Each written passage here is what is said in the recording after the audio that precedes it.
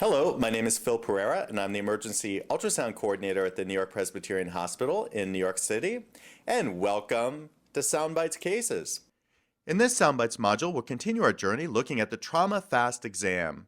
I hope you've had a chance to join me prior for modules looking at the right upper quadrant and left upper quadrant views of the Trauma Fast Exam.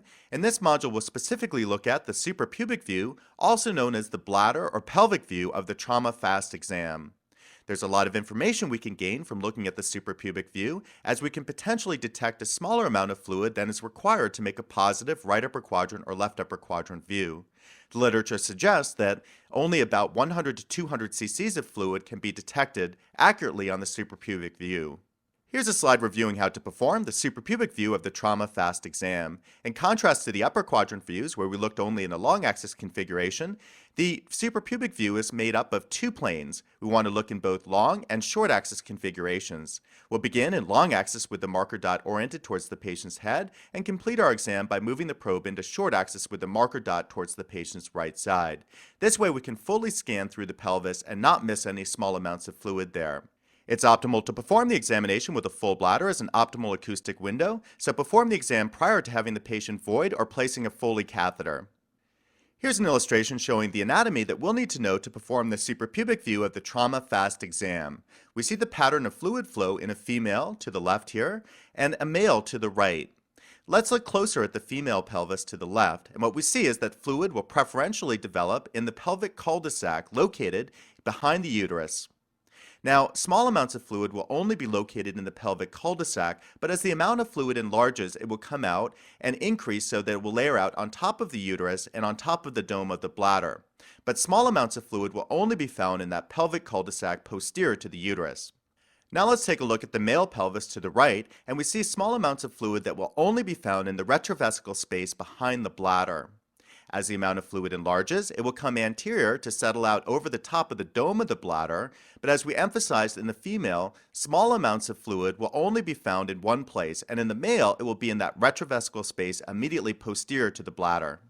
Let's begin by looking at some normal video from the suprapubic view, in this case a long axis view in a female, superior to the left, inferior to the right. The first structure we identify is the bladder, the dark area, anteriorly, and posterior to the bladder we see the uterus. Now if we look into the potential space, the pelvic cul-de-sac posterior to the uterus for any dark fluid collections, we see an absence of any fluid on this normal video clip. Now let's inspect a video clip from a male, in this case a short axis view. We see a large bladder there, anteriorly, and behind the bladder we see two tubular structures making up the seminal vesicles, a normal finding in a male. Now, if we're looking for free fluid behind the bladder, we'd be looking for a dark or anechoic fluid collection layering out behind the bladder. Notice this is a normal examination. Here's a positive examination in a female trauma patient. We're looking in the long axis view, superior to the left, inferior to the right.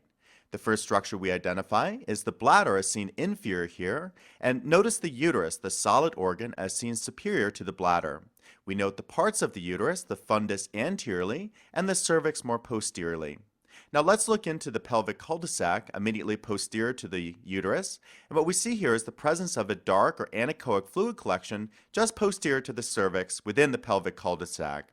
So in the female trauma patient, this does denote a positive examination and can be a sign of ongoing bleeding within the abdominal pelvic cavity. So let's contrast this clip in which we see a small amount of fresh fluid within the pelvic cul-de-sac with this one in which we have a female trauma patient with a large amount of bleeding within the pelvic cavity.